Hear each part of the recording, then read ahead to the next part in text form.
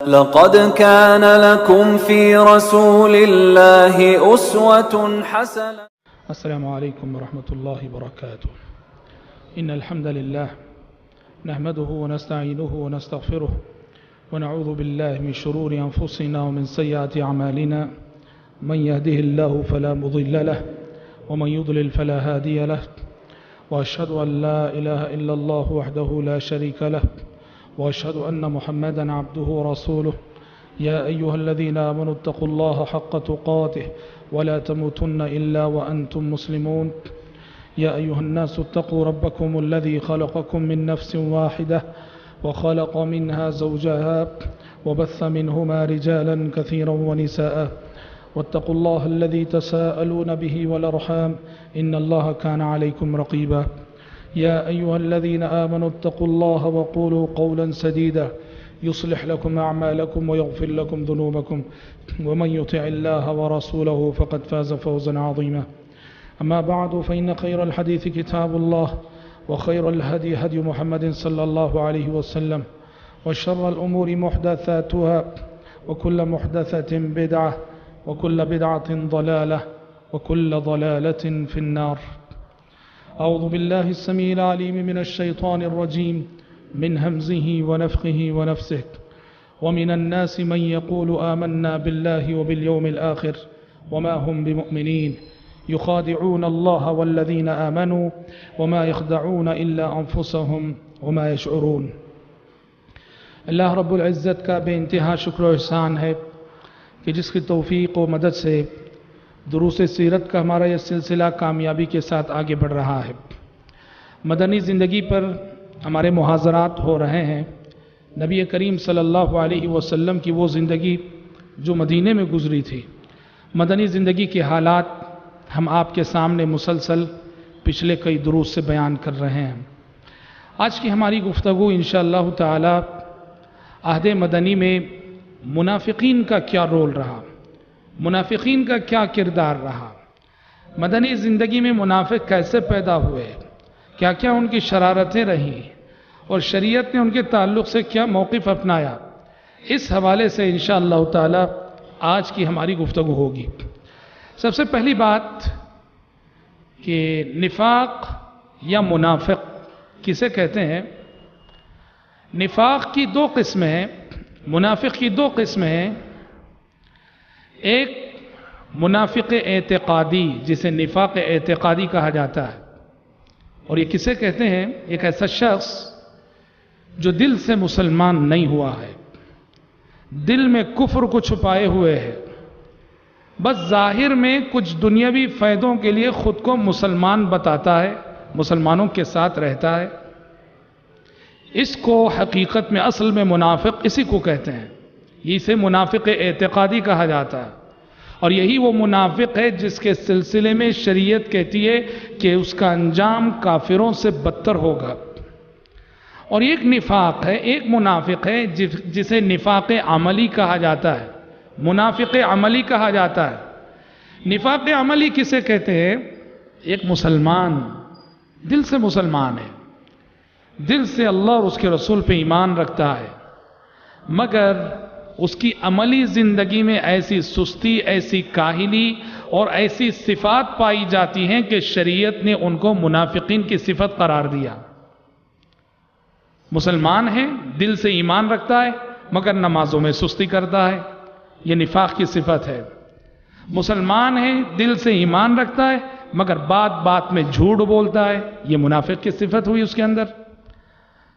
تو پہلا منافق جو منافق اعتقادی ہے وہ تو مخلد فی النار ہے، اور رہا یہ نفاق جسے نفاق عملی کہا جاتا ہے، یہ کبیرہ گناہ کے حکم میں اللہ چاہے تو معاف کر کے ڈائریکٹ جنت میں بھیجے ایسے شخص کو، یا پھر اس کے گناہوں کی سزا دے کر اسے پھر جنت میں تو وہ جائے گا۔ ہماری جو گفتگو ہے آج کے درس میں عہد مدنی میں منافقین، اس سے مراد منافقین کی پہلی قسم ہے، یعنی وہ لوگ جو دل میں کفر کو چھپائے ہوئے تھے اور ظاہر میں خود کو مسلمان بتاتے تھے۔ آج ہماری گفتگو اس طبقے سے متعلق ہوگی انشاءاللہ تعالی۔ جب ہم قرآن مجید کھولتے ہیں، قرآن کھولنے کے ساتھ ہی دوسرے صفحے ہی میں آپ کو نظر آئے گا اللہ تبارک و تعالی بڑی تفصیل کے ساتھ منافقین کی صفات بیان کرتا. وَمِنَ النَّاسِ مَن يَقُولُ آمَنَّا بِاللَّهِ وَبِالْيَوْمِ الْآخِرِ وَمَا هُمْ بِمُؤْمِنِينَ.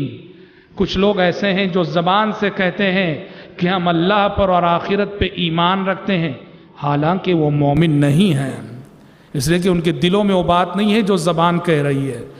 یخادعون اللہ والذین آمنوا، یہ حقیقت میں اللہ کو دھوکہ دینا چاہتے ہیں، ایمان والوں کو دھوکہ دینا چاہتے ہیں. وما یخدعون الا انفسهم وما یشعرون، اور حقیقت میں یہ دھوکہ خود ان کی اپنی ذات کے لیے، وہ اپنے آپ کو دھوکہ دے رہے ہیں، اللہ کو تو دھوکہ نہیں دے سکتے ہیں. اس کے بعد اللہ تبارک و تعالیٰ نے کافی آیتوں میں ان منافقین کی صفات بیان کی. حضرات، مدینے کی زندگی میں منافقین کیوں پیدا ہوئے، کیسے پیدا ہوئے؟ سب سے پہلی بات ہم آپ کو بتا دیں، منافق مکے میں نہیں پائے جاتے تھے. جب تک پیارے نبی 13 سال مکے میں رہے نبی بننے کے بعد، مدینے میں مکے میں منافق نہیں تھے. کیوں نہیں تھے مکے میں منافق؟ اس لیے کہ مکے میں مسلمان کمزور تھے، اسلام کمزور تھا. جس کو بھی مسلمانوں سے دشمنی تھی وہ کھل کے سامنے آتا تھا، برملا اپنی دشمنی کا اظہار کرتا تھا. وہاں دشمنی کو چھپانے کا کوئی ریزن نہیں تھا. نفاق وہاں پایا جاتا ہے، منافق وہاں پیدا ہوتے ہیں جہاں اسلام پاورفل ہوتا ہے، اسلام طاقت میں ہوتا ہے.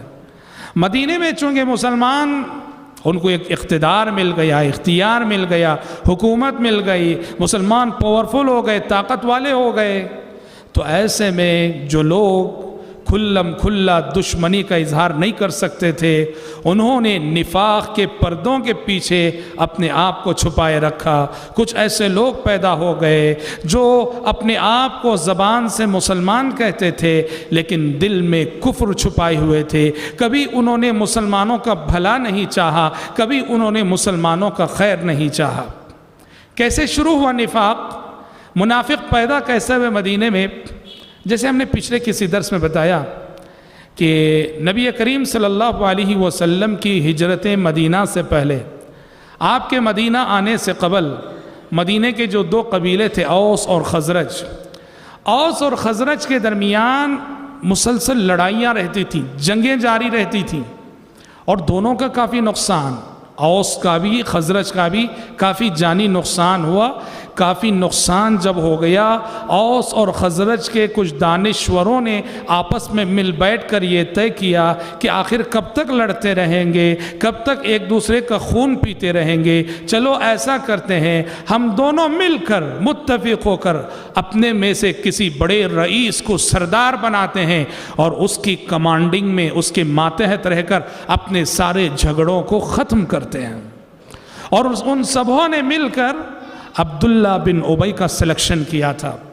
کہا کہ عبداللہ بن ابی یہ ہمارا لیڈر ہوگا، یہ ہمارا جو ہے رہبر ہوگا، اس کی قیادت میں اور اس کی ماتحتی میں ہم سب اکٹھا ہو کر اپنے اختلافات ختم کر لیں گے. اور اس کے لیے باقاعدہ وہ ایک تاج بنا رہے تھے، تاج تیار کر رہے تھے، ہم اس کو تاج پہنائیں گے.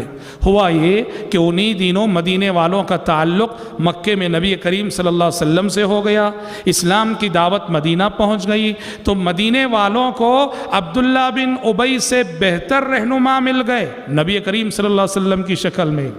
عبداللہ بن ابی سے بہتر لیڈر مل گئے نبی کریم صلی اللہ علیہ وسلم کی شکل میں.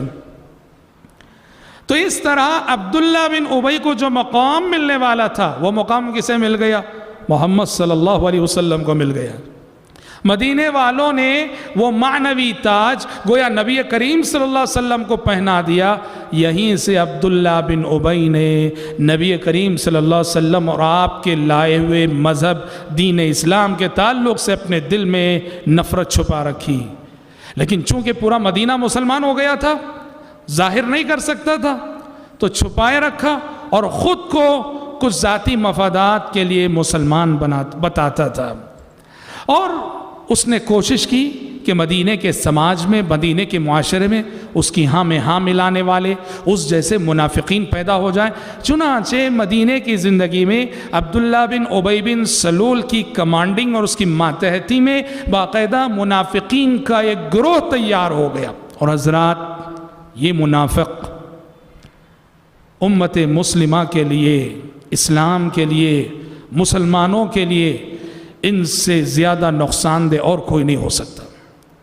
نفاق سے بڑھ کر اس امت کو کسی اور نے نقصان نہیں پہنچایا، منافقین سے بڑھ کر اس امت کو کسی اور نے نقصان نہیں پہنچایا۔ یہ منافقین یہ آستین کے سانپ ہوتے ہیں، کب ڈس لیں گے، کہاں ڈس لیں گے کچھ خبر نہیں۔ یہ چھپے ہوئے دشمن ہوتے ہیں، یہ پیٹھ پیچھے سے وار کرتے ہیں۔ کافر کے نقصان سے بچنا آسان ہے، مشرک کے نقصان سے بچنا آسان ہے، اس لیے کہ وہ کھلا دشمن ہے اور وہ سامنے سے وار کرتا ہے۔ منافق کے نقصان سے بچنا بہت مشکل، بہت مشکل، اس لیے کہ وہ چھپا دشمن ہے اور پیچھے سے وار کرتا ہے، اور کب اس کی جانب سے وار ہو جائے کچھ کہا نہیں جا سکتا۔ مدینے کی زندگی جو 10 سالہ زندگی ہے، مدینے کی 10 سالہ زندگی میں آپ دیکھیں گے اللہ اللہ کیسا انہوں نے نقصان پہنچایا مسلمانوں کو، کیسی کیسی سازشیں کی انہوں نے مسلمانوں کے خلاف، کیسی کیسی چالیں چلی انہوں نے مسلمانوں کے خلاف۔ تھے تو مسلمانوں کے ساتھ، مسلمانوں کے ساتھ رہتے تھے، مسلمانوں کے ساتھ بیٹھتے تھے، خود کو مسلمان بتاتے تھے، مسجد نبوی میں حاضری دیتے تھے، مشوروں میں حاضر ہوتے تھے، لیکن مسلمانوں کے حق میں سب سے زیادہ نقصان دہ تھے۔ کیا کردار تھا ان منافقین کا مدینے میں؟ منافقین کے کردار کی چند نمایاں خصوصیت تھی۔ سب سے پہلی صفت منافقین کی مفاد پرستی۔ منافق خود غرض ہوتا ہے، منافق مفاد پرست ہوتا ہے، اسے بہر صورت پیسہ چاہیے، اسے بہر صورت دولت چاہیے، اسے بہر صورت اپنی ذات کا فائدہ چاہیے۔ ضمیر بیچ کر صحیح، ایمان بیچ کر صحیح، سچائی کا سودا کر کے صحیح، دھوکہ دے کر صحیح، اسے بہر صورت دنیاوی مفاد چاہیے۔ منافق مفاد پرست ہوتا تھا۔ اسی لیے آپ دیکھیں گے پیارے نبی نے فرمایا کہ منافقین کے لیے بہت مشکل ہیں یہ 2 نمازیں، نماز فجر اور نماز عشاء، لیکن کہا اگر انہیں معلوم ہو جائے کہ مسجد میں فجر کی نماز میں اور عشاء کی نماز میں ہڈیاں تقسیم ہو رہی ہیں تو یہ منافق چلنے کی طاقت نہ ہو تو ان ہڈیوں کو حاصل کرنے کے لیے رینگتے ہوئے آئیں گے۔ ہاں، ہڈی سمجھ رہے ہیں؟ ہڈی کون کھاتا ہے؟ کتا کھاتا ہے۔ شریعت نے ہڈی کہہ کر ان کو کتوں سے تشبیہ دی ہے۔ جی ہاں، مفاد پرست ہوتے ہیں، دنیاوی فائدہ ایمان گوا کر صحیح، عقیدہ لٹا کر صحیح، دنیاوی فائدہ انہیں عزیز ہوتا ہے۔ یہ یاد رکھنا منافقانہ کردار ہوتا ہے۔ جہاں ہم دنیا کے فائدے کے لیے اپنے عقیدے کو بیچیں، جہاں ہم دنیا کے فائدے کے لیے اپنے ایمان کو بیچیں، جہاں ہم دنیا کے فائدے کے لیے دین کے سلسلے میں کمپرومائز کریں، یہ منافقانہ کردار کی سب سے بڑی پہچان ہے۔ حتیٰ کہ جہاد ہوتا تھا، سبحان اللہ، جہاد میں چاہے مسلمان جیتیں چاہے کافر جیتیں، دونوں صورتوں میں ان کا اپنا حصہ تو طے ہے۔ قرآن کہتا ہے الذین یتربصون بکم فإن کان لکم فتح من اللہ قالوا ألم نکن معکم وإن کان للکافرین نصیب قالوا ألم نستحوذ علیکم ونمنعکم من المؤمنین۔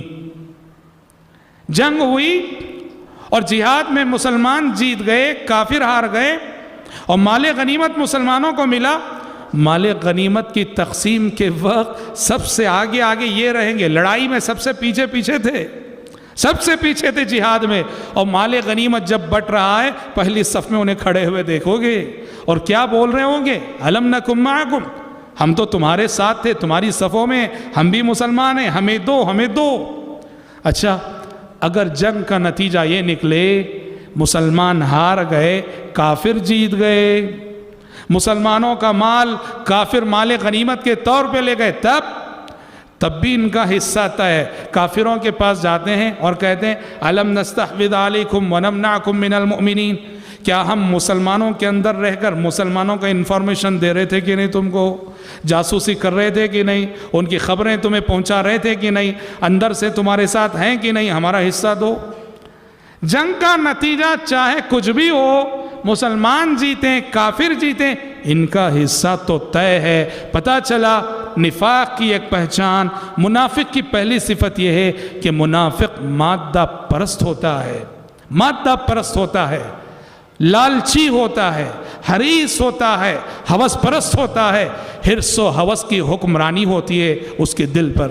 اور حضرات، منافق کی ایک صفت یہ، نفاق کی ایک شناخت اور نفاق کی ایک پہچان یہ بھی ہے کہ اجتماعی، جیسے کہ ہم نے کہا، رہتے تو مسلمانوں کے ساتھ تھے، لیکن جب کبھی پیارے نبی صلی اللہ علیہ وسلم کسی اجتماعی بیٹھک میں ہوتے، اجتماعی مشورے میں ہوتے، شریعت کے آداب میں سے ایک ادب ہے کہ جب امیر کے ساتھ اجتماعی مشورہ ہو رہا ہے اور تم سب بیٹھے ہوئے ہو، بغیر پرمیشن کے باہر نہیں نکلنا، بغیر اجازت کے باہر نہیں نکلنا۔ قرآن نے کہا انما المؤمنون الذين اذا ذكر الله وجلت قلوب انما المؤمنون الذين آمنوا بالله ورسوله واذا كانوا معه على امر جامع لم يذهبوا حتى يستأذنوا، کہ مومن جب پیارے نبی کے ساتھ کسی اجتماعی معاملے میں ہوتے ہیں، اجتماعی مشورے میں ہوتے ہیں، پرمیشن کے بغیر نہیں جاتے، اجازت کے بغیر نہیں جاتے۔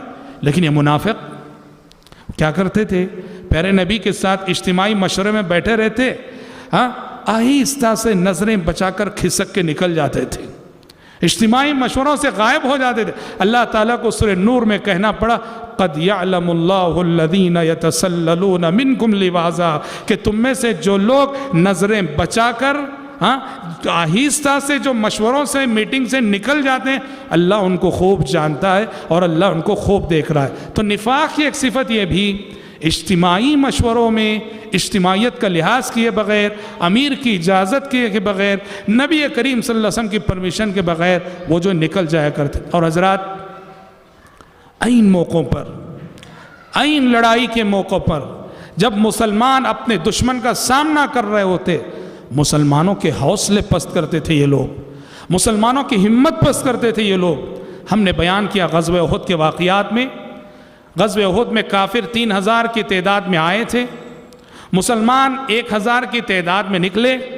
آدھے راستے سے منافقوں کا سردار عبداللہ بن ابی بن سلول اپنے 300 ساتھیوں کو لے کر لوٹ گیا۔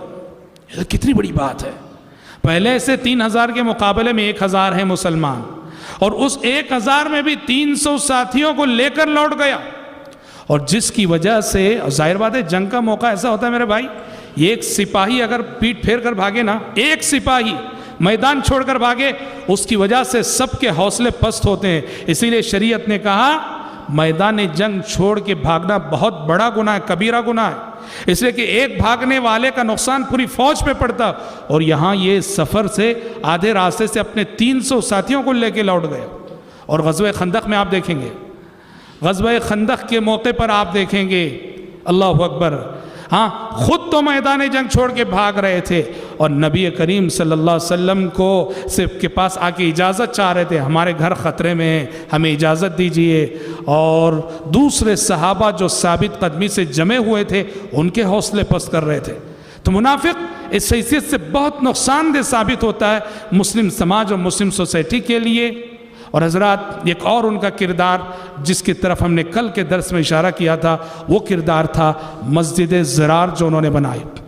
مسجد ضرار مسلمانوں میں انتشار پیدا کرنے کے لیے، مسلمانوں کی صفوں میں پھوٹ ڈالنے کے لیے، مسجد نبوی میں جو اتحاد تھا اس میں پھوٹ ڈالنے کے لیے، اور اللہ کے دشمنوں کے لیے ایک مرکز فراہم کرنے کے لیے انہوں نے ایک باقاعدہ ایک مسجد بنائی، پیارے نبی سے ریکویسٹ کی، درخواست کی کہ تشریف لائیے اور ہماری بنائی ہوئی مسجد میں نماز پڑھیے، اس لیے کہ موسم میں، ہر طرح کے موسم میں مسجد نبوی آنا بہت مشکل ہوتا ہے۔ آسمان سے وحی آ گئی، لا تقم فیہ ابدا، لا تقم فیہ ابدا، اے پیغمبر ہرگز ہرگز ان کی بنائی ہوئی مسجد میں نماز نہ پڑھیے۔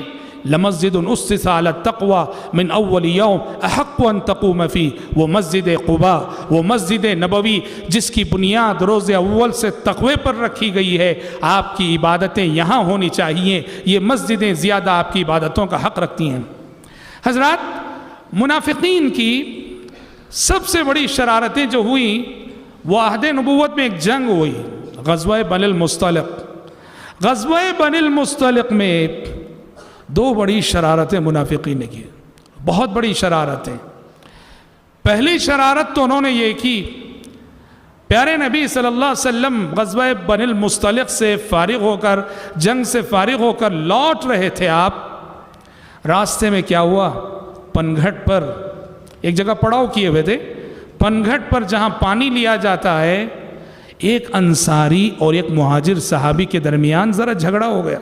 بشر ہے، انسان ہے، مرضیات کا ٹکراؤ ہو جاتا ہے، دونوں سچے مسلمان ہیں، ایک انصاری اور ایک صحابی کے درمیان جھگڑا ہو گیا، اور دیکھتے ہی دیکھتے کیا ہوا، انصاری صحابی نے انصار کو پکارا، یا للانصار کہا، اور مہاجر صحابی نے مہاجرین کو پکارا، یا للمہاجرین کہا۔ مہاجر صحابہ آ کر مہاجر کے ساتھ ہو گئے، انصاری صحابہ کر انصاری کے ساتھ ہو گئے، اور قریب تھا کہ تلواریں نیام سے باہر آتی۔ پیارے نبی کو پتہ چلا، پیارے نبی فوراً دوڑے آئے، آپ نے فوراً تدارک کیا، کہا دعوها فإنها منتنہ، کہا کہ یہ نعرے بدبودار نعرے، چھوڑ دو ان نعروں کو۔ ہاں، انصار اور مہاجرین کے القاب بڑے مقدس لقب ہیں، ان القاب کے ساتھ قرآن مجید میں جنت کی بشارتیں سنائی گئی ہیں، لیکن جب یہی القاب عصبیتوں کے ترجمان بن گئے، ان القاب کے پیچھے جاہلی عصبیتیں آ گئیں، تو پیارے نبی نے ان نعروں کو بدبودار نعرہ قرار دیا۔ خیر یہ واقعہ ہوا، مسئلہ ختم ہو گیا۔ اس واقعے پر عبداللہ بن ابی بن سلول نے، جو منافقوں کا سردار تھا، اس واقعے پر تبصرہ کرتے ہوئے کہا، لَإِن رَجَعْنَا إِلَى الْمَدِينَةِ لَيُخْرِجَنَّ الْأَعَزُّ مِنْهَا الْأَذَلُ، کہا کہ مہاجرین نے، جن کو ہم نے پناہ دی ہے، مکے کے یہ لوگ، اور آج انہوں نے ہمارے ساتھ ایسا کیا، کہا مدینہ لوٹنے دو، مدینہ لوٹ کے ہم میں سے جو عزت والا ہے وہ ہم میں سے ذلیل شخص کو مدینے سے نکال باہر کرے گا۔ کیا کہنا چاہ رہا تھا وہ، کہ مدینہ لوٹ کے ہم پورے مہاجرین کو مدینے سے باہر نکال دیں گے۔ یہ بات ایک صحابی نے سن لی، غالباً زید بن ارقم تھے رضی اللہ عنہ، پیارے نبی کو آ کے سنا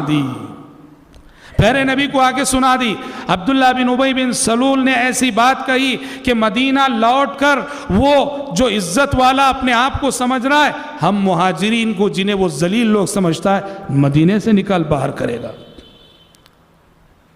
عبداللہ بن ابی نے کہا میں نے ایسی بات نہیں کہی، منافق تو جھوٹے ہوتے ہی ہیں، آسمان سے وحی آ گئی، وحی الہی نے بتایا کہ اس نے یہ بات ضرور کہی ہے، اور جب وحی الہی نے تصدیق کر دی کہ منافق نے ایسی بات کہی ہے کہ مدینہ پہنچ کر ہم ان مہاجرین کو مدینے سے نکال باہر کریں گے، تو پیارے نبی کے پاس عبداللہ بن ابی کے قتل کے مشورے ہونے لگے۔ صحابہ اجازت چاہنے لگے، اے اللہ کے نبی اجازت دیجئے، اس منافق کی گردن مار دیں گے، عمر بن خطاب رضی اللہ عنہ وغیرہ۔ اللہ اکبر، سبحان اللہ، اللہ کی قدرت کے کرشمے عجیب ہوتے ہیں۔ باپ رئیس المنافقین عبداللہ بن ابی بن سلول، اور اس کی گود میں پلنے والا، اس کے گھر میں پلنے والا بیٹے کا نام بھی عبداللہ، وہ صادق الایمان، سچے مسلمان۔ رئیس المنافقین عبداللہ بن ابی بن سلول کے فرزند، ان کا نام بھی عبداللہ، وہ نیک انسان تھے، سچے اور صادق الایمان تھے، اور اس جنگ میں وہ بھی شریک تھے۔ اڑتی اڑتی بات ان کے کانوں تک پہنچی کہ آج میرے باپ نے مہاجرین کو ذلیل قرار دیا، اور میرے باپ نے یہ کہا ہے کہ مدینہ پہنچ کے ہم ان مہاجرین کو مدینے سے نکال باہر کریں گے۔ اور یہ بھی معلوم ہوا کہ اس بات کی وجہ سے پیارے نبی کے پاس میرے باپ کے قتل کے مشورے ہو رہے ہیں۔ بیٹا بیٹا ہوتا ہے، کہیں نہ کہیں باپ کی محبت چھپی رہتی ہے۔ عبداللہ بن ابی بن سلول رضی اللہ عنہ، جیسے انہیں معلوم ہوا کہ پیارے نبی کے پاس ان کے باپ کے قتل کے مشورے ہو رہے ہیں، دوڑے دوڑے اللہ کے نبی کے پاس گئے اور کہا اللہ کے نبی، پتہ چلا کہ میرے باپ نے ایسی بات کہی ہے، مہاجرین، میرے مہاجر ساتھیوں کو اس نے ذلیل قرار دیا، اور یہ کہا کہ اس نے مدینہ جا کے وہ نکال باہر کرے گا، اور اللہ کے نبی یہ بھی پتہ چلا کہ آپ میرے باپ کو قتل کرنے کا ارادہ رکھتے ہیں۔ کہا اللہ کے نبی اگر بات ایسی ہی ہے کہ اس جرم میں اگر آپ میرے باپ کو قتل کرنے کا ارادہ رکھتے ہیں تو اللہ کے نبی میرے باپ کو قتل کرنے کا حکم کسی اور کو نہیں، مجھے دیجئے، میں اس کا سر آپ کی خدمت میں حاضر کروں گا۔ اللہ اکبر، میں اس کا سر آپ کی خدمت میں حاضر کروں گا۔ قرآن نے سچ کہا، لا تجد قوما يؤمنون بالله واليوم الآخر يحادون من حاد الله ورسوله ولو كانوا آباءهم أو إخوانهم أو عشيرتهم أولئك كتب في قلوبهم الإيمان۔ ایمان والوں کی پہچان ہے کہ جو اللہ اور اس کے رسول کا دشمن ہوتا ہے وہ کبھی اس سے محبت نہیں کرتے، وہ ان کا باپ کیوں نہ ہو، ان کا کنبہ قبیلہ کیوں نہ ہو، یہ وہ لوگ ہیں کہ جن کے دلوں میں اللہ نے ایمان راسخ کر دیا اور لکھ دیا ہے۔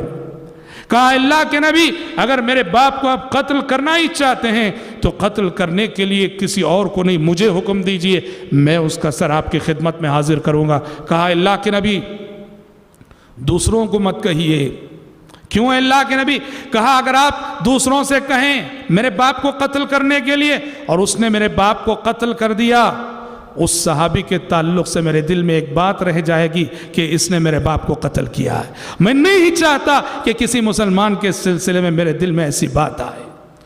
رضی اللہ عنہ وارضاہ۔ حضرات صحابہ کا یہی کردار ہے جس نے آسمان سے انہیں بارہا یہ بشارتیں سنائیں، رضی اللہ عنہم ورضوا عنہ۔ اور سبحان اللہ، پیارے نبی نے اس وقت کہا نہ میں اسے قتل کرنا چاہتا ہوں اور نہ میرا ایسا کوئی ارادہ ہے۔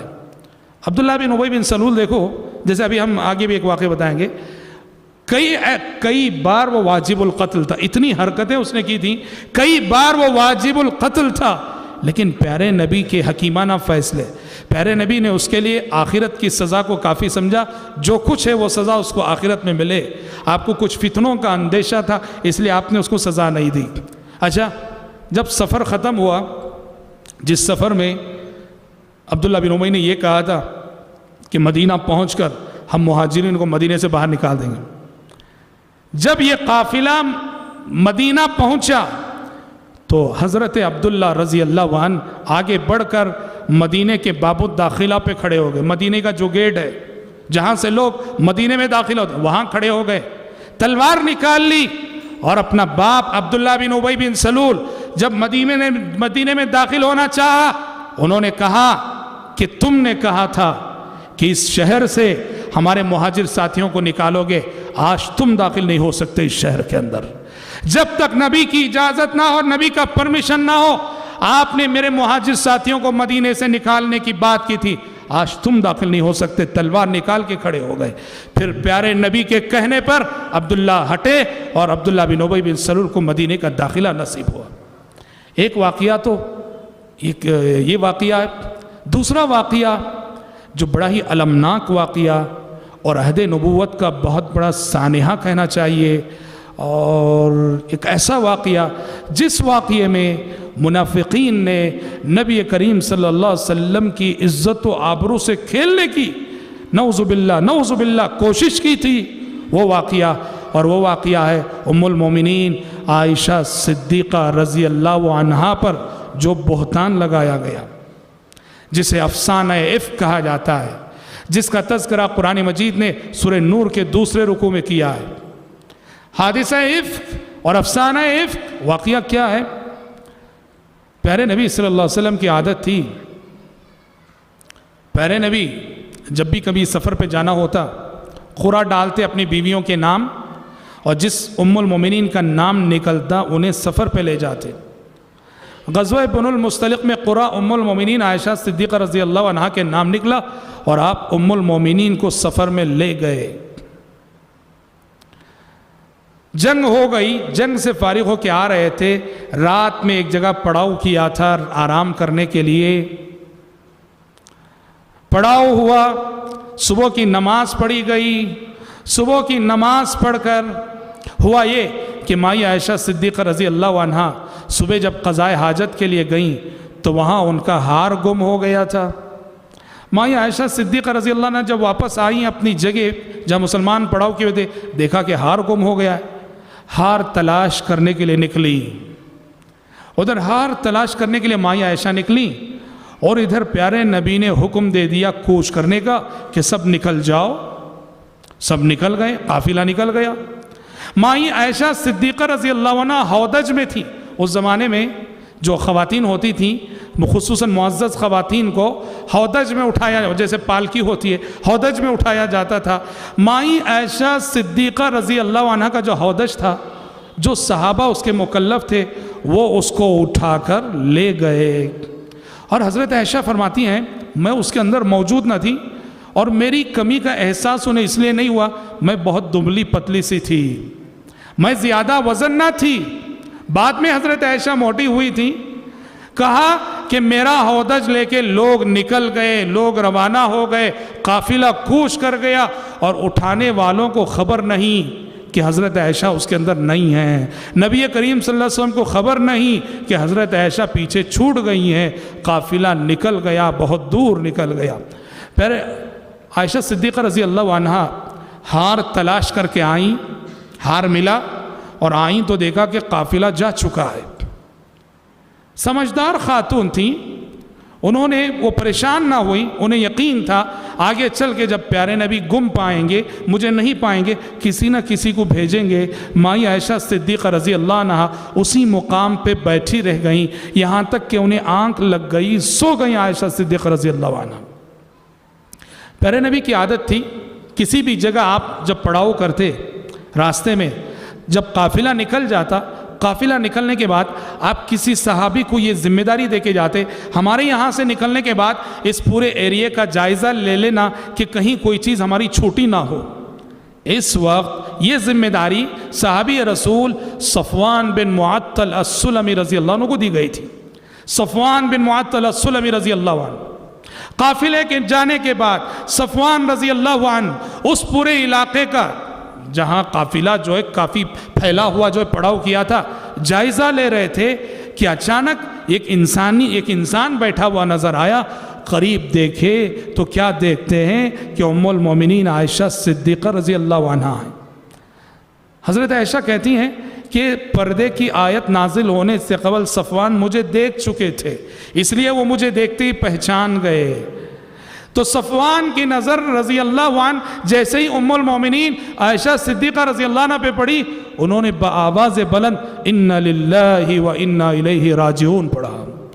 حضرت عائشہ کہتی ہیں جیسے ہی صفوان نے اِنَّ لِلَّهِ پڑھا میری آنکھ کھل گئی اور میں کیا دیکھتی ہوں کہ صفوان کھڑے کہتے ہیں اللہ کی قسم نہ میں نے کوئی گفتگو کی ان سے نہ انہوں نے کوئی گفتگو کی مجھ سے, بس انہوں نے سواری کو بیٹھا کے صرف اشارہ کیا کہ بیٹھ جائیے.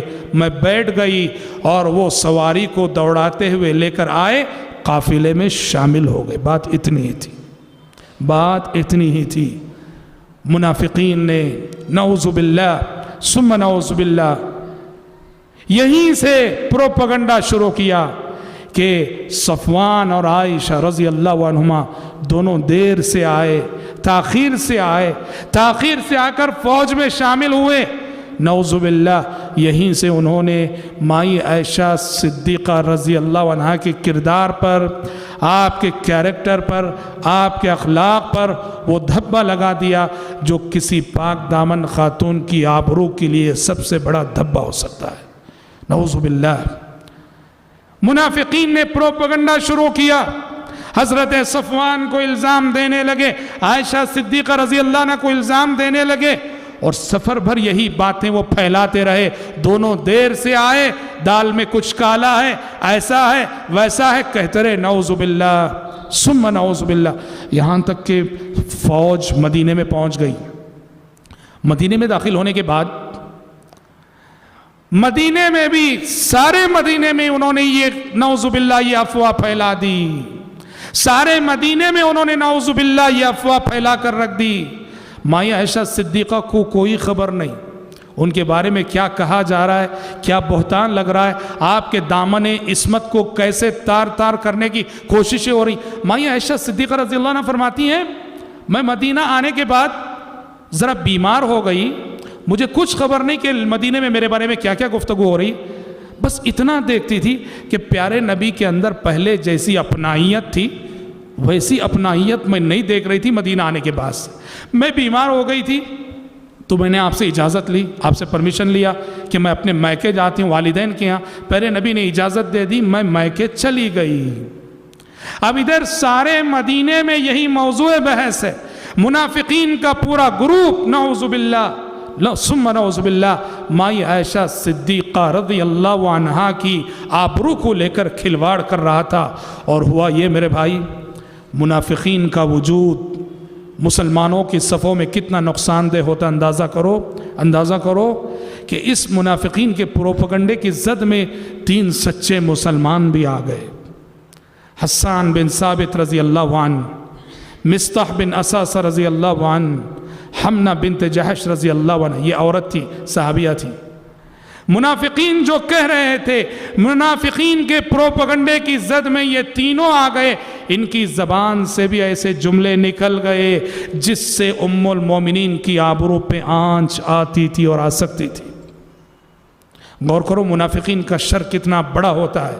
حالانکہ یہ وہ صحابہ ہیں، حسان بن ثابت رضی اللہ عنہ شاعر رسول ہیں، وہ شاعری میں پیارے نبی کے تعلق سے اپنے جذبات کا اظہار ان الفاظ میں کرتے تھے، فَإِنَّ أَبِي وَوَالِدَتِي وَعِرْضِي لِعِرْضِ مُحَمَّدٍ مِّنْكُمْ بِقَاؤُ۔ کافروں سے چیلنج کرتے ہوئے کہا تھا کہ اللہ کی قسم اگر کسی دن نبی کریم صلی اللہ علیہ وسلم کی عزت و آبرو پہ آنچ آئے تو میں آپ کی جانب سے دفاع کرنے کے لیے میرے ماں باپ کی عزت و آبرو کو قربان کر دوں گا۔ ایسے سچے جذبات رکھنے والے صحابی بھی منافقین کے پروپیگنڈے کی زد میں آ گئے۔ سوچو کہ نفاق ہمارے لیے، مسلم سماج کے لیے، مسلم سوسائٹی کے لیے کتنا بڑا خطرہ ہے اور کتنا بڑا نقصان دہ ہوتا ہے۔ پیارے نبی پریشان ہیں، آسمان سے کوئی وحی بھی نہیں آ رہی، پیارے نبی بہت پریشان ہیں، لوگوں سے مشورے کر رہے ہیں، آپ لوگوں کو بلا بلا کے پوچھ رہے ہیں، آپ تقریر کرتے ہوئے آپ نے کہا لوگوں کیا کہتے ہو؟ ایک تو عائشہ ایسی نہیں ہو سکتی، دوسرے صفوان بن معطل جن کا نام لیا جا رہا وہ بھی صاحب خیر ہے، وہ بھی ایسے نہیں ہو سکتے۔ آپ نے بریرہ کو بلایا جو حضرت عائشہ کی لونڈی تھی، بریرہ کو بلا کے پوچھا بریرہ تم کیا کہتی ہو؟ کیا تمہیں لگتا ہے کہ کیا عائشہ ایسا کر سکتی ہیں؟ بریرہ کہ اللہ کے نبی سچی بات کہوں، عائشہ کے ساتھ اتنے سال جو میں نے گزارے آج تک کوئی کمزوری ان کے کردار میں نہیں دیکھی، زیادہ سے زیادہ کوئی ملاحظہ میں نے کیا ہے، کوئی کمزوری دیکھی ہے تو یہ ہے کہ ذرا کم عمر ہیں، آٹا کلا کے دروازہ کھلا چھوڑ دیتی ہیں، بکری آ کے اس برتن میں منہ ڈال دیتی ہے، یہی ایک کمزوری پوری زندگی میں نے دیکھی ہے، اس سے بڑھ کر میں نے اور کچھ نہیں دیکھا ہے۔ ادھر عائشہ صدیقہ رضی اللہ عنہا کو کوئی خبر نہیں، خبر کب ہوئی کیسے بھی جانتے ہیں؟ ایک مرتبہ عائشہ صدیقہ رضی اللہ عنہ جو اپنے مائکے میں تھی ابو بکر صدیق رضی اللہ عنہ کے گھر، قضائے حاجت، بیمار تھیں چونکہ قضائے حاجت کے لیے گئیں، اور قضائے حاجت کے لیے ان کو لے کر جانے والی ام مصطح تھی، مصطح بن اساسہ کی ماں۔ قضائے حاجت سے فارغ ہو کے جب حضرت عائشہ آ رہی تھی، ام مصطح کو، مصطح کی ماں کو ٹھوکر لگی، ٹھوکر لگتے ہی ان کی زبان سے ایک جملہ نکلا، تعیس مصطح، مصطح غارت ہو جائے، مصطح ہلاک ہو جائے۔ حضرت عائشہ کہتی ہیں ماں ہیں وہ مصطح کی، اور مصطح کے بارے میں ایسا جملہ، میں نے کہا کہ تمہارا اپنا بیٹا ہے مصطح، بدری صحابی ہیں، اور آپ ان کے سلسلے میں بد دعا دے رہی ہیں، ایسا کیوں؟ تب ام مصطح نے حضرت عائشہ کو بتایا، بیٹی کیا نہیں معلوم تمہیں کہ مصطح نے منافقین کے ساتھ مل کر تمہارے سلسلے میں کیا پروپیگنڈا کر رکھا ہے؟ میں نے کہا کیا کر رکھا ہے؟ تمہارے سلسلے میں جب سے تم صفوان بن معطل کے ساتھ دیر سے آئیں، منافقین نے پروپیگنڈا شروع کر رکھا ہے، پورے مدینے میں یہی بات ہو رہی۔ حضرت عائشہ کہتی ہیں کہ یہ پہلا موقع تھا جب میرے کانوں سے یہ بہتان کی بات ٹکرائی، فرماتی ہیں میرے قدموں تلے سے زمین کھسک گئی۔ دنیا والوں نے کس کو چھوڑا ہے؟ دنیا والوں کی زبان سے کون بچ سکتا بتاؤ؟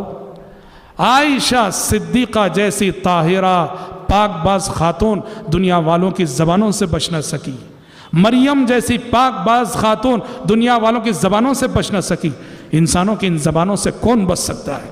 حضرت عائشہ کہتی ہیں کہ جب سے مجھے معلوم ہوا بس میرا ایک ہی مشغلہ تھا، رونا رونا رونا رونا، दिन भर मेरा रोने में गुजरता, रात भर मेरी रोने में गुजरती। फरमाती हैं अंसारी खातून आती थीं, हमदर्दी के जज्बे को लेकर मेरे साथ बैठती थीं, वो भी थोड़ी देर मेरे साथ रोती थीं, आंसू बहाती थीं और उठ के चली जाती थीं। प्यारे नबी गए हज़रत आयशा के पास, जाके कहा आयशा देखो, सच कहो, सच कहो, अगर तुमसे गलती हुई है तो तौबा करो, अल्लाह माफ़ करने वाला है। आयशा सिद्दीक़ा रज़ी अल्लाह अन्हा ने कहा कि अगर मैं सच कहूँ और ये कहूँ कि हमने कुछ नहीं किया तो आप नहीं मानेंगे, और अगर मैं झूठ कहूँ और कहूँ कि हाँ गलती हो गई तो पहले मान लोगे आप लोग। कहा कि मेरे लिए इसके सिवा कोई चारा नहीं कि अबू यूसुफ की तरह से सब्र करूं, यूसुफ अलैहिस्सलाम के बाप की तरह से सब्र करूं। हज़रत आयशा कहती हैं मैं गम से इतनी निढाल थी कि याकूब अलैहिस्सलाम का नाम भी मुझे याद नहीं आ रहा था, इसलिए अबू यूसुफ कहा। यूसुफ अलैहिस्सलाम के बाप की तरह मैं सब्र करूंगी। बेटा खो जाने के बाद उन्होंने कहा था फसब्रुन जमील। अल्लाह अकबर। हजरत पूरा 1 महीना गुजरा, 1 महीना प्यारे नबी परेशान रहे, और 1 महीने के बाद अल्लाह अकबर आसमान से वही आ गई, वो आयतें नाजिल हो गई जिसमें उम्मुल मोमिनीन आयशा सिद्दीक़ा रज़ी अल्लाह अन्हा की बरात का ऐलान और उम्मुल मोमिनीन की पाक दामनी की शहादत देने वाली और क़ियामत तक पढ़ी जाने वाली आयतें नाजिल हो गई। सूरह नूर का दूसरा पूरा रुकू इस सिलसिले में, इन्नल्लज़ीना जाऊ बिल इफ़्कि उस्बतुम मिनकुम ला तहसबूहु शर्रन लकुम बल हुवा खैरुल लकुम लिकुल्लि इम्रिइन मिनहुम मक्तसब मिनल इस्म वल्लज़ी तवल्ला किब्रहु मिनहुम लहु अज़ाबुन अज़ीम। सारी आयतें, और उन आयतों में अरबी ज़बान के उसलूब के एतबार से अगर आप देखें, मुफस्सिरीन लिखते हैं अल्लाहु अकबर कि पूरे कुरान के अंदर सूरह फातिहा से नास तक में अल्लाह ताला का गुस्सा जैसे इन आयतों में नज़र आता है, पूरे कुरान में कहीं अल्लाह का गुस्सा ऐसा नज़र नहीं आता। अल्लाह अकबर। और अल्लाह ने ये कहा लौला इज़ समिअतुमूहु कुल्तुम मा यकूनु लना अन नतकल्लम बिहाज़ा सुब्हानका हाज़ा बुहतानुन अज़ीम। बड़े सबक हैं इस वाक़ये के अंदर, जो पोशीदा असबाक है वो खुद एक मुस्तकिल मौजू। कुरान ने कहा नबी की बीवी पर, नबी की बीवी पर, नबी की अहलिया पर तुमने इल्ज़ाम लगाने में तुम लोगों ने हिस्सा लिया। ऐसा क्यों ना हुआ, ऐसा क्यों ना हुआ कि जब तुमने ये अफवाहें सुनी तो साफ तौर पे कहे होते परवरदिगारा तेरी ज़ात पाक है, परवरदिगारा तेरी ज़ात पाक है। ऐसा नहीं हो सकता, ये खुला झूठ है, ये खुला बहतान है, ऐसा क्यों नहीं बोले तुम। सवाल ये है, कहना क्या चाहिए? कहना ये चाहिए कि तुमने ये क्यों नहीं कहा कि आयशा पाक हैं, ये ना कहना चाहिए। अल्लाह ने कहा तुमने ये क्यों नहीं कहा कि अल्लाह तेरी ज़ात पाक है, ऐसा हो नहीं सकता। अल्लाह ने इस उसलूब से बता दिया कि आयशा पे इल्ज़ाम लगाना अल्लाह पर इल्ज़ाम लगाने के बराबर है।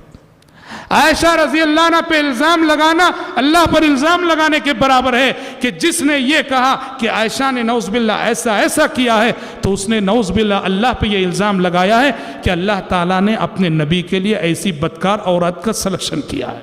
नऊज़ बिल्लाह, ये डायरेक्ट अल्लाह पर इल्ज़ाम है।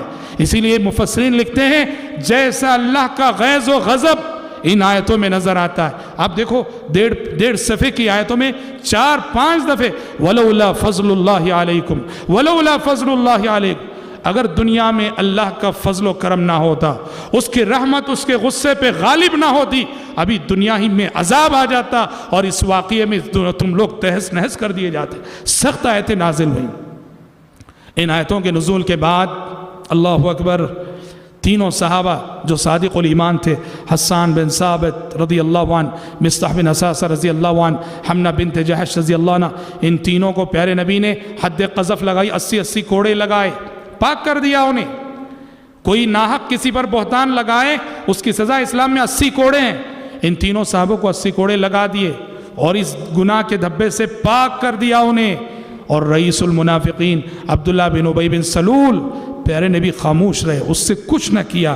جیسا کہ ہم نے کہا پیارے نبی کی حکمت عملی تھی۔ عبداللہ بن ابی بن سلول نے اتنے جرائم کیے تھے، وہ کئی بار واجب القتل تھا، لیکن پیارے نبی کو اسے قتل کرنے کی صورت میں کچھ فتنوں کا اندیشہ تھا، اس لیے پیارے نبی نے اس نالائق کے لیے آخرت کے عذاب کو کافی سمجھا، اور قرآن مجید نے بھی کہا والذی تولی کبرہ منہم لہ عذاب عظیم، والذی تولی کبرہ منہم لہ عذاب عظیم، کہ جس نے ام المومنین پر الزام لگانے میں اور آپ کی آبرو کے ساتھ کھلواڑ کرنے میں جس نے اپنا رول ادا کیا ہے، اس کے لیے المناک عذاب ہے، اور اس المناک عذاب تک وہ رئیس المنافقین پہنچ چکا ہے۔ عالم برزخ میں بھی اس پہ گزر رہی ہوگی، اور آخرت میں بھی ام المومنین کے دامن عصمت و عفت کو تار تار کرنے کے انجام سے اسے جو ہے دوچار ہونا پڑے گا۔ حضرات، مدنی زندگی میں ایسی بہت ساری شرارتیں تھیں، بہت ساری شرارتیں تھیں منافقین کی، اور پیارے نبی صلی اللہ علیہ وسلم نے ایک حکمت عملی کے تحت منافقین کے نام چھپا رکھے تھے۔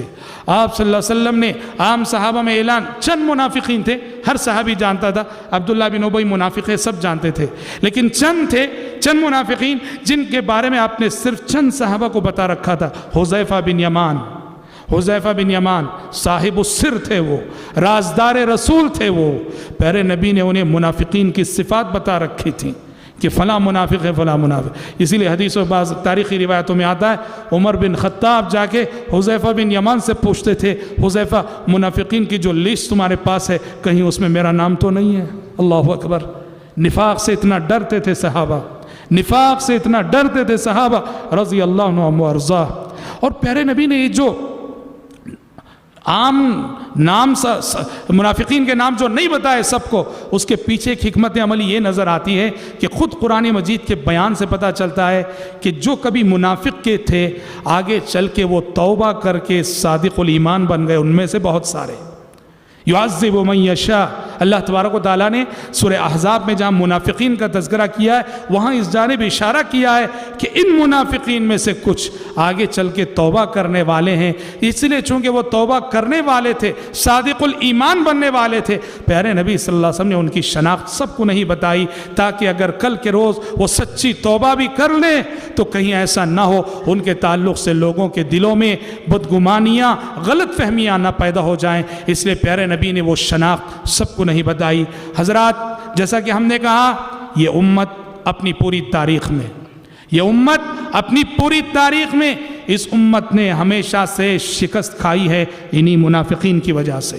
عبداللہ بن ابی بن سلول سے لے کر میر جعفر اور میر صادق تک کی پوری تاریخ یہی بتاتی ہے کہ ہمارا سب سے بڑا دشمن اگر کوئی ہے منافق ہے، جو ہماری صفوں میں رہ کر دمک کی طرح سے ہمیں چاٹتا ہے، دمک کی طرح سے ہمیں چاٹتا ہے۔ واللہ اگر ہماری صفوں میں یہ منافق نہ ہوتے تو تاریخ میں مسلمان کبھی کوئی جنگ نہ ہارتے۔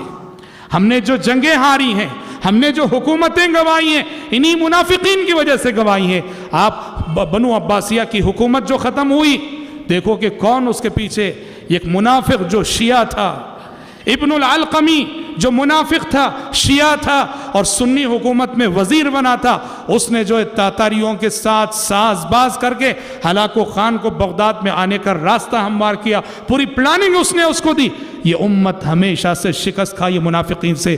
ٹیپو سلطان کی تاریخ بھی یہی بتاتی ہے کہ ٹیپو سلطان انگریز سے شکست کھائے اسی منافق کی وجہ سے اور اسی منافقانہ کردار کی وجہ سے۔ علامہ اقبال نے کہا جعفر از بنگال صادق از دکن، جعفر از بنگال صادق از دکن، ننگے ملت ننگے دین ننگے وطن۔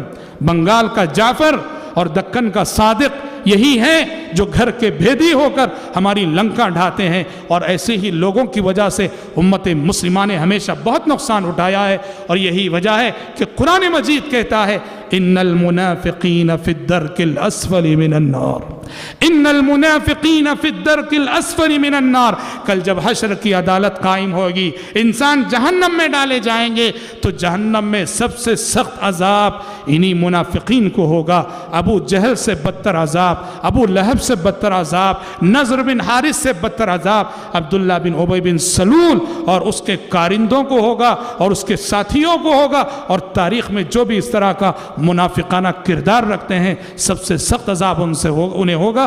رب العالمین سے دعا ہے کہ رب العالمین ہم سب کو، آپ سب کو اور امت مسلمہ کو ایسے منافقوں کی شرارتوں سے، ایسے منافقوں کے خطرات سے رب العالمین بچائے، حفاظت فرمائے۔ انشاءاللہ تعالی آنے والے 4 دنوں میں ہماری گفتگو اور بقیہ 4 اہم موضوعات پر ہوگی انشاءاللہ تعالی۔